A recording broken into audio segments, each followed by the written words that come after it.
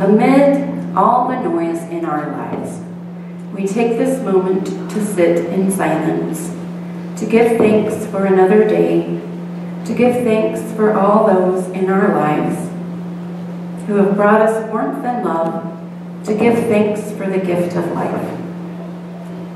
We know we are on our pilgrimage here, but the briefest moments in time. Let us open ourselves here now to the process of becoming more whole, of living more fully, of giving and forgiving more freely, of understanding more completely the meaning of our lives here on this earth.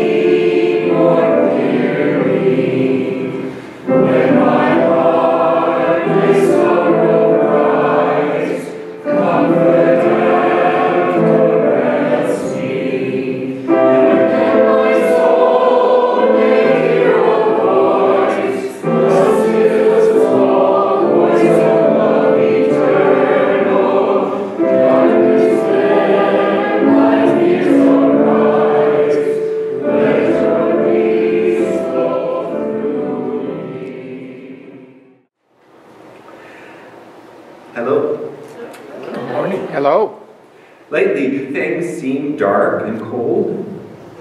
Please. If you said yes, you would be correct. On December 9th, 1 week ago, the sun pierced the horizon at 7:40 and hid from the good people of Ogden at 4:58 in the evening, giving us only 9 hours and 17 minutes of daylight. Today, the meteorologists are forecasting 9 hours, 12 minutes, and 57 seconds of daylight. And on this coming Friday, December 21st, they are predicting just 9 hours, 12 minutes, and 3 seconds of daylight. Things do seem dark. But do not be afraid. I bring you good tidings of great joy. Because of your efforts of lighting candles, putting up colorful lights, decorating fir trees, and sharing the warmth of your love and kindness with your fellow human beings, the sun will soon begin to return to us. Sure enough, the meteorologists are forecasting we will have an additional 47 seconds of daylight next Sunday. This is indeed great news for all people. The sun will return! Bless you for your love and the light you bring into this world. You are awesome. Shine on, shine on. Our earliest ancestors must have greatly feared this time of year. The short days and long nights must have been very disconcerting as our ancestors observed the sun disappearing into the southern sky. They must have wondered, why is the sun leaving? What have we done to deserve these dark and cold days? Living in the darkness when it is cold and damp is frightening, and so it is no wonder that our ancestors sought ways to understand and attempt to shepherd the sun back into our lives. Today, we live with many traditions, myths, and rituals that have all risen in response to the winter solstice. As the sun would continue to sink lower in the horizon, the ancients sought many ways to lure the sun back and capture its warmth and light. Many rituals developed in order to bring the sun back, and not surprisingly, fire became the central component of these rites. Fire became a symbol of the hidden sun. The return of the sun was a reason to celebrate, and virtually every festival that was celebrated or which still takes place today owes something to these ancient celebrations of the solstice. In his book, The Winter Solstice by John Matthew, he writes, "Long before the coming of Christianity, people all over the world celebrated the rising of the midwinter sun and the birth of the gods who held out to them the promise of a new year with new hopes. They celebrated in many ways, most often with fire, a symbol of hope, with boughs of greenery that symbolize the eternal circle of creation. The word solstice comes from the Latin sol stetit, which literally means sun stands still. In this way, we recognize that for approximately 6 days in June and again in December, the sun appears to rise and set at more or less the same point on the horizon, appearing to stand still in the sky. For the people of the Old World, the solstices effectively divided the year in two, a dark half and a light half, 6 months of waxing sun and 6 months of waning sun. The points where intersection occur, the borderlands between summer and winter, were of tremendous importance to these people, governing their way of life and serving as anchor points in the natural as well as the agricultural and pastoral year. They have always been recognized as mysterious, shadowy, uncertain times when the conviction that the sun would return became doubtful, and when the gates between the worlds were wide open. In these times, the coming and going of otherworldly beings and communications between the dead and the living happened more easily, and there is a need to appease them and to watch closely to see that things return to normal once the solstice tide has passed. Matthew continues, "This was above all a time of celebration, of ritual acts designed to align the individual with the cosmos. Dances were devised to enact the movement of the seasons and the fertility of land and people. The masked dancers and shamans of the Bronze Age and the Neolithic people are still reflected in people dressing up in costumes and masks who tour the outlying villages of Britain and Ireland to this day, while the shamans who descended a ladder or tent pole into the smoky fires of the ancestral world recall a more familiar red-suited figure who descends our chimneys every year at midwinter." Many of the traditional celebrations associated with midwinter come to us from the Roman Saturnalia. Matthew writes, "The Roman presence in Britain and other parts of Europe from the 2nd century BC to the 4th century AD probably account for this. Saturnalia itself developed from the older rituals of midwinter into a riotous assemblage of fun, laughter, and gift-giving. It is indeed from this festival that we receive the idea of giving gifts at Christmas. As the name suggests, the celebration was in honor of Saturn, the Roman god of agriculture and time. His feast was celebrated from December 17th to the 24th, during which time the normal patterns of social behavior were abandoned. Masters served their slaves, the law courts and the schools were closed, and the whole community gave itself up to feasting, gambling, and drinking. The festival of Saturnalia continued to be celebrated every year right up until the end of the 4th century, when it was moved to the new year and merged with Calends of January. Initially, Calends followed Saturnalia after a few days of rest to allowing aching heads and stomachs to recover. At this time, new consuls were inducted into office, and for at least 3 days, a high festival took place. Houses were decorated with lights and greenery, and gifts were exchanged. It was also the custom to give special presents to the emperor. The 4th century writer Libanius described Calends in terms that might as easily be applied to modern celebrations of Christmas as to the celebrations in ancient Rome. Libanius wrote, "The impulse to spend seizes everyone. People are not only generous themselves, but also towards their fellow men. A stream of presents pours itself out on all sides. The Calends Festival banishes all that is connected with toil and allows men to give themselves up to undisturbed enjoyment. From the minds of young people, it removes two kinds of dread, the dread of the schoolmaster and the dread of the pedagogue. For the slave, it allows, as far as possible, to breathe the air of freedom. Another great quality of the festival is that it teaches men not to hold too fast to their money, but to part with it and let it pass into other hands.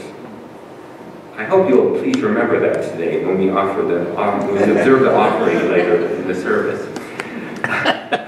Libanius also wrote that few people go to bed preferring to go about the streets singing and dancing. In the morning, they decorate the houses and then fall into bed to sleep off the indulgence of the previous night. It is also said that during the festival, people would dress up in animal skins, and that men would put on women's clothes, while all would wear masks. Such descriptions could as well be applied to practices which are still very much alive today, and with the same purpose, to distract the mind from the serious fear that the new year might not actually dawn, to placate the gods, and to call back the sun. Matthew writes, "Today we celebrate the birthday of Christ on December 25th without thinking. Yet it was 400 years after the birth of Jesus that the date was fixed. Having no exact references to the birthday of Jesus, they borrowed the festival from another great midwinter event, the Roman celebration of the unconquered sun, which was declared to fall on December 25th by the Emperor Aurelian in AD 274. In fact, there had been a cult of the sun god Sol in Rome from very early times. In about 10 BC, another Roman emperor, Augustus, replaced Sol with the Greek Apollo and instituted celebratory games in the god's honor. Apollo may not have been a solar deity originally, but the representation of him with a halo probably influenced the way in which he came to be regarded. Born in a cave on the island of Delos, at the time of the midwinter solstice, he was the son of Zeus and the mortal woman Leto. The time and nature of Apollo's birth, which made him half mortal and half god, is this sounding familiar? This certainly resonates with the story of the birth of Jesus. Furthermore, Apollo was also seen as a shepherd and is often represented as a youth with a sheep draped around his shoulders, a fact that offers a further resonance of Jesus as the Good Shepherd. Indeed, to this day, Greek Orthodox iconographers still depict Christ's birth as taking place in a cave. In time, the god Mithras superseded Apollo. Mithras was originally an Iranian Persian deity who dates back to the 6th century BC and whose mysteries were imported into Rome around the 2nd century AD. The religion was an important aspect of Roman spiritual life until as late as the 5th century AD, and it has been said by some commentators that if it was not for the accident of history that popularized Jesus, the Western world could well have adopted Mithraism as its religion and still be following this ancient Middle Eastern god to this day. Like Apollo, Mithras was a solar deity who had been sent to earth by the supreme god of light to slay a huge bull whose blood was the source of all fertility on earth. Worshippers underwent extremely rigorous rites of baptism and self-sacrifice that ended when they reached a semi-divine status. The central theme of the cult was the slaying of the bull, which was seen as a cosmic parable of creation and redemption. Mithras' birth was attended by shepherds, and at the end of his time on earth, when Mithras returned to his father, he took a last supper with his followers, later remembered by believers in a communion of bread and wine. At the end, he was believed not to have died, but to have ascended into heaven, whence it was believed he would return at the end of time to raise the dead from their tombs for a final judgment. The parallels between Mithras' life and Jesus' life are too close to mistake. With this in mind, the choir will sing the first verse of the first Noel. You may follow along and or sing number 237 in your gray hymnal. But instead of singing, Born is the King of Israel. You may now be tempted to sing, born is the sun god Mithras.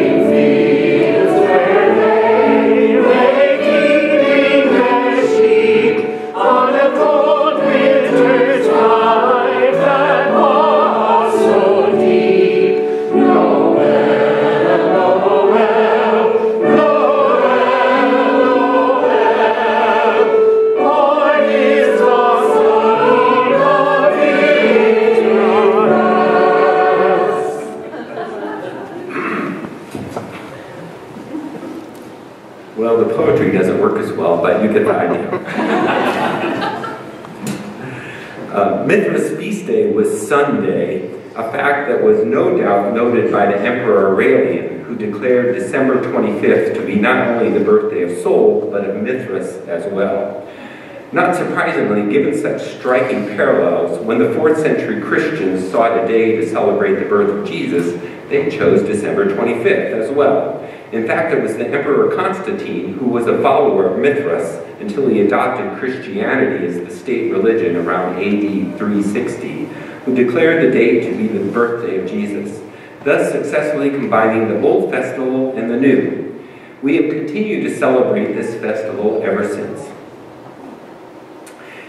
In the first half of the 17th century, Jesuit missionaries who brought a darker legacy of cruelty, sickness, and intolerance to the Native Americans also shared the traditions surrounding the Babe of Bethlehem.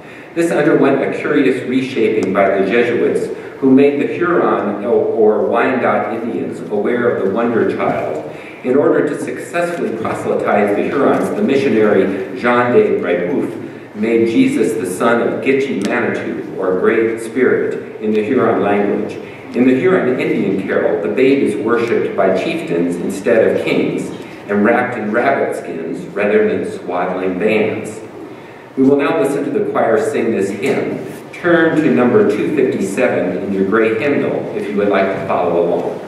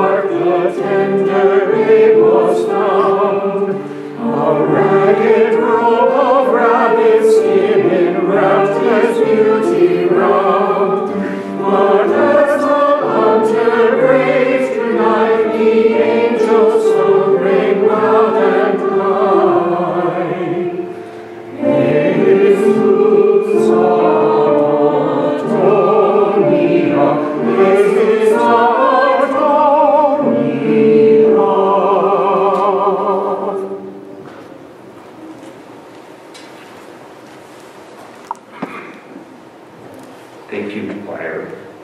That was beautiful. In the early 20th century, Carlos Troyer discovered the ghost dance of the Zuni people. As sun worshippers, the Zunis of the Southwest traditionally engaged in the ghost dance as a midwinter ritual. Troyer wrote, This strange, mysterious, inexplicable performance is observed at the winter solstice and is preceded by extensive preparations of ritualistic exhortations, prayer, and fasting. The object of this is to bring about a close communion and spectral view of departed friends. The Zuni believe that this is best accomplished by the strenuous exertions of the fire dance and by loud and urgent appeals to their friends who have gone before to return and join them in the dance. The ceremony takes place at midnight upon the great Thunder Mountain. 40 dancers appear with firebrands, setting on fire 2 large circles of pyramids. They enter and pass out of these circles constantly, chanting appealing strains, until at last the spectral forms appear to the dancers, descending and joining in the mysterious ceremony, and vanishing as the fires die out. So this is the time of the solstice. We are a part of a long history of human events built around the uncertainties of the waning sun. If you feel your life is disturbed in December and you seek a return to normal, you are in good company. But rather than be disturbed by the bleak midwinter, instead join the celebration of the returning sun. Take this time to shine your light upon everyone you meet. Embrace the irregularities of the holiday season and simply accept that as a species we have been embracing the solstice for thousands of years. And that although it disrupts our lives, it is a time to celebrate the return of the sun, generosity, goodwill, and hope for the future. Blessed be.